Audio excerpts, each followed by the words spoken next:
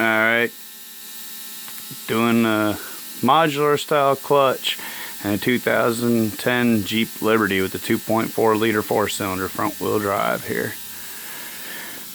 This is the modular clutch. Basically, it's your pressure plate, your actual friction plate, which would attach to your flex plate or your flywheel in the car, and your disc is in there.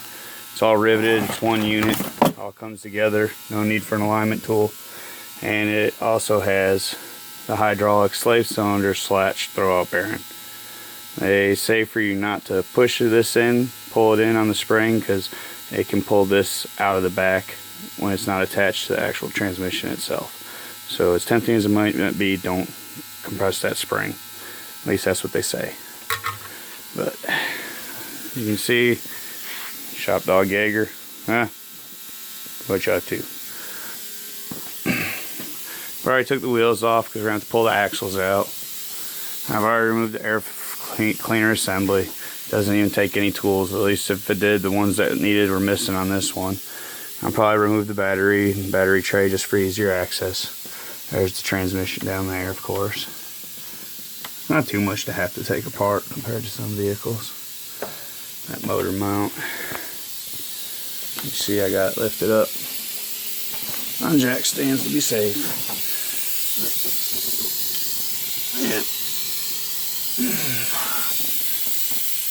Well, that's not good. Whoever did the work on this left one of the bolts out. Didn't even bother to put it in all the way. And someone has already done a clutch on this once before, and the throwout bearing's raising hell, making all kinds of noise immediately thereafter. And so therefore we're going to put a whole new clutch system in it once again and do it right. Because I also noticed the person who did the installation also didn't put that motor mount back in either. Pretty nice of them. So it happens when some people work on cars though, I guess. But we're going to do it right. He also damaged the output shaft seal on the drive shaft because it's leaking and slinging fluid. So probably going to go ahead and get a new one of them, put it in tomorrow. This is a friend's vehicle that I'm working on for him.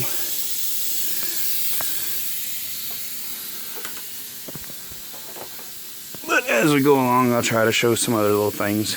I notice there's no videos on YouTube officially of these vehicles having any type of clutch install. So,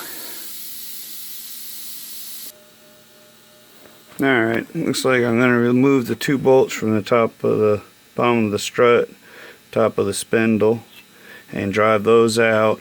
I'm going to take off these 2 screws. That should give me slack in my brake hose and the line that reads your air readings. This one got a cut into it, I've noticed. Let's see if I can get it to focus in on that. There. See, there's a slice in it. That might be causing the light to be on for the air in the lines. But that's what I'm doing right now. I'm going to do the same on the other side. Hopefully this will swing forward enough to allow me to pop the CV axle out.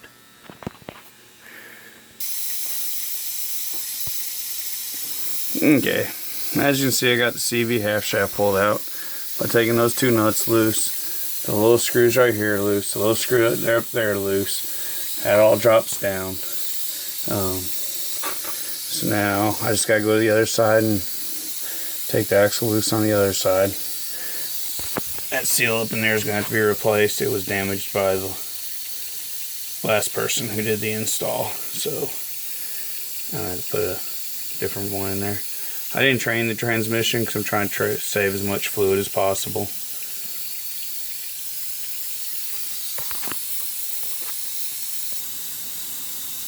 Alright.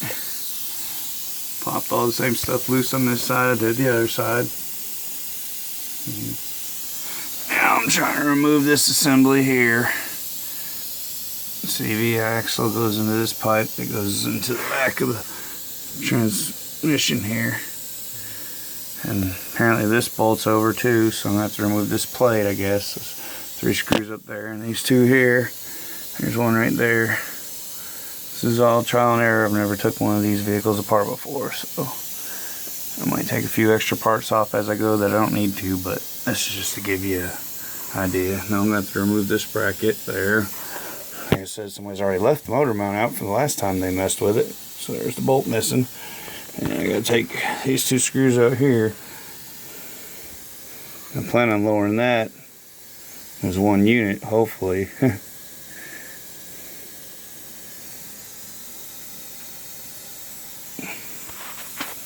That's the little cover you take off to get to the flywheel teeth.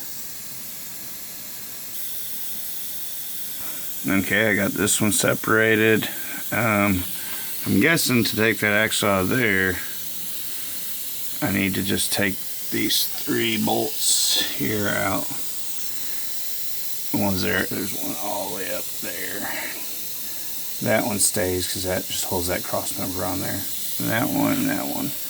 And if I take those out, it seems like the shaft should be able to pull out in there. I hope. We'll see. Trial and error, like I said. Well, removing those 3 nuts. Took that cross shaft out. See, the CV shaft's still in place. Didn't have to totally remove it. Now I'm going to take that bracket off.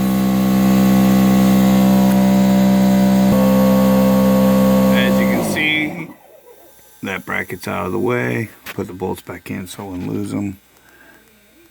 That's all removed on this side now. Go up top and see what else I need to take away. You can see I got all the